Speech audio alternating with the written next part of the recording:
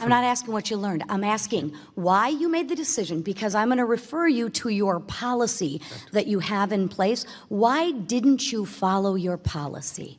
Our immediate instinct was to work with our students. The reference. How'd that go? Not very You well. want to ask Michael how that went? Yeah, it did not go very well. Thank you. And I apologize for that. Your apologies are a little hollow. On May 10th, you issued a statement. So the encampment's still there, April 29th. It's now May 10th. On May 10th, you issued a statement titled Quad Safety Concerns. So you knew there was a safety issue, hence issuing the statement. Here was the statement. You urged all members of the DePaul community to avoid the quad. Well, that's great. Again, hey, let's make sure that we attack the law-abiding citizens, but not deal with the problem of the encampment. So you knew yourself there was a problem, but decided not to remove it. Why? Ladies and gentlemen, patriots across America, welcome back to Right View Nation, where we expose the left's lies, fight for our values, and speak truth, no matter how uncomfortable it makes the elites feel. Today, we have an absolute disgrace to talk about, one that should leave every freedom-loving American fired up and ready to hold these academic cowards accountable. Let's get right into it. You just watched an Ivy Tower administrator, a supposed leader, absolutely flounder when faced with the simplest demand any American should expect. Protect your students and enforce your own damn rules. DePaul University allowed an illegal, pro-Hamas encampment to persist for nearly 3 weeks on campus, after Jewish students were assaulted, after terrorist rhetoric was shouted in the quad, and after clear threats were made against the safety of students. Let me say that again for those in the back. A U.S. university enabled, excused, and delayed action against a hostile occupation on their own grounds. And when called out, the president didn't fire anyone, didn't discipline a soul. No accountability. Just bureaucratic reviews and weak excuses about learning experiences. Enough. This is not about learning. This is about cowardice, plain and simple. Here's what they won't say out loud. The radical left has infiltrated higher education. The administrators are spineless. The students are radicalized.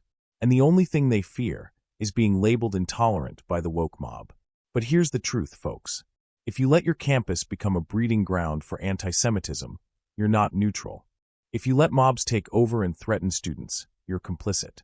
And if you take nearly 3 weeks to remove an encampment promoting terrorism, you're not a leader, you're a disgrace. And let's not forget, these universities love to crack down on conservatives. You post a Bible verse on your dorm room door, or wear a MAGA hat. You're getting called into the dean's office before your next class starts. But wave a Hamas flag, block the quad, chant death to Jews? Well then, they'll call that free expression. Absolutely disgusting. We are living through a crisis of leadership in academia. From Michigan, Ms. McClain. Thank you, Mr. Chairman. And I happen to agree with my colleague. Actions speak louder than words, and we need action. And that's what I hope that we see here today, not just in the week leading up to this hearing, we all of a sudden find a conscience and start action. So let me start with you, Dr. Manuel. On October 18th, 23, DePaul Students for Justice in Palestine held a rally calling for the Intifada revolution, encouraging terrorist attacks to be perpetuated against Jewish civilians. On the same day, Jewish student leaders contacted DePaul administrators expressing feelings of saying they were increasingly scared that the safety and for the safety of the Jewish community. Does that ring a bell? Okay. The following day, October 19th, 2023, pro-Hamas rallies on campus resulted in the physical assault of a Jewish student. Sound familiar? 6 months later, on April 29th, 24, a pro-Palestinian and pro-Hamas mob occupied DePaul's Lincoln Park campus. So there was an encampment on April 29th, correct? Correct. Did you remove it or disable it on that day? No, we did not. Okay. Why? Representative, we learned an awful lot from... I'm not asking what you learned. I'm asking why you made the decision, because I'm going to refer you to your policy that you have in place. Why didn't you follow your policy? Our immediate instinct was to work with our students. The reference. How'd that go? Not very You well. want to ask Michael how that went? Yeah, it did not go very well. Thank you. And I apologize for that. Your apologies are a little hollow. On May 10th, you issued a statement. So the encampment's still there, April 29th. It's now May 10th. On May 10th, you issued a statement titled Quad Safety Concerns. So you knew there was a safety issue, hence issuing the statement. Here was the statement. You urged all members of the DePaul community to avoid the quad. Well, that's great. Again, hey, let's make sure that we attack the law-abiding citizens, but not deal with the problem of the encampment. So you knew yourself there was a problem, but decided not to remove it. Why? So that at that moment, we realized that the security and safety of everybody was in jeopardy. That is the moment that we decided to work with CPD. And it took you 6 days?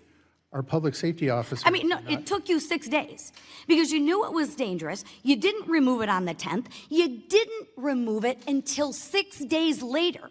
So it took you 6 days to coordinate an effort to remove an encampment? It took us the moment we realized, we went to CPD and asked for Which their was help. when? When did you realize you had a problem? We started working with CPD from the first day so that they were aware of those Okay, situations. so 3 weeks. It took you 3 weeks? It took us from the time you mentioned until the 16th or 17th to coordinate with CPD to get You think that's acceptable? I do not. And Okay, what we wonderful, learned- wonderful, wonderful. So I don't think the issue is more policies. I think the issue is action. So the people that are in charge, would you say that that is an acceptable amount of time for action?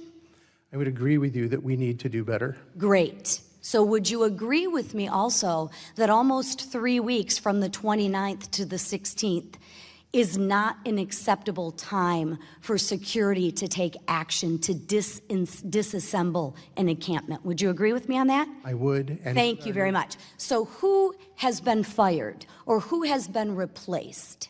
Because that doesn't seem real tough to me. Anybody? what we have learned, Anybody been replaced? there has been turnover. It's not I'm not because of asking this. turnover.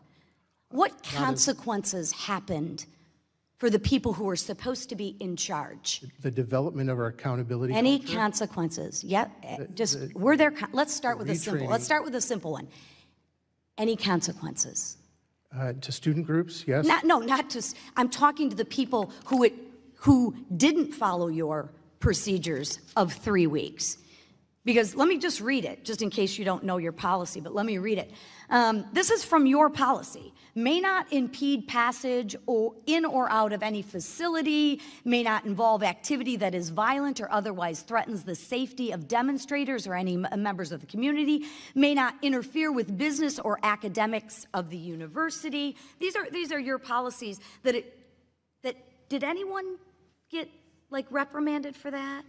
What I mentioned is that we have done significant review and learned from this. You don't need to do accountability is review. Was anyone held accountable other than Michael and his friend that sustained a concussion and a broken wrist? So what actions changed? Because you got great policies and you got great lip service. The problem is you need action. And unless you as the president of the university is willing to take action, not lip service, I can talk about working out all day long, but there's a lot difference between me working out and me talking about it. So my question is, if there is another encampment on that, are you taking... These institutions, once meant to be sanctuaries of learning and debate, have become indoctrination camps, funded by your tax dollars and fattened by federal aid. And when actual violence breaks out, what do the administrators do? They form a committee. They issue a memo. They wait 3 weeks and then call the police. That's not leadership, that's surrender. That's cowardice wrapped in red tape and appeasement. And shout out to Representative Lisa McClain for doing what too few in Congress have the backbone to do, demanding answers and demanding accountability. She cut through the fluff, held their feet to the fire, and exposed just how weak these so-called leaders really are. You want to know what real leadership looks like? It looks like standing up for the rule of law. It looks like protecting innocent students from harassment, from violence, and from anti-American hate. It looks like not letting mobs dictate policy on our campuses. Let me be crystal clear. This isn't just about one university. This is happening across the country. Harvard, Columbia, Yale, Berkeley. Our campuses are no longer centers of education. They're battlegrounds. And if we don't speak up, if we don't stand firm, we're handing over the future of our nation to radicals who hate everything this country stands for. So to every parent, every alum, every student watching, wake up. Don't donate another dime to these schools. Don't let your kids go to campuses that tolerate terrorism and punish patriotism. Don't accept apologies and reviews and committees. Demand action. Demand change. Demand courage. Because if we don't fight for our schools, we'll lose the next generation. And the radical left? They're counting on that. But here at Right View Nation, we're not going to let them win. Not now. Not ever. That's it for today, Patriots. If you're as fed up as I am, smash that like button, subscribe, and share this video with everyone who needs to hear the truth. Leave a comment. Should this college president resign immediately? We want to hear your voice. Because we don't whisper, we roar. Until next time, stay strong, stay proud, and stay American. United States Right View Nation, signing off.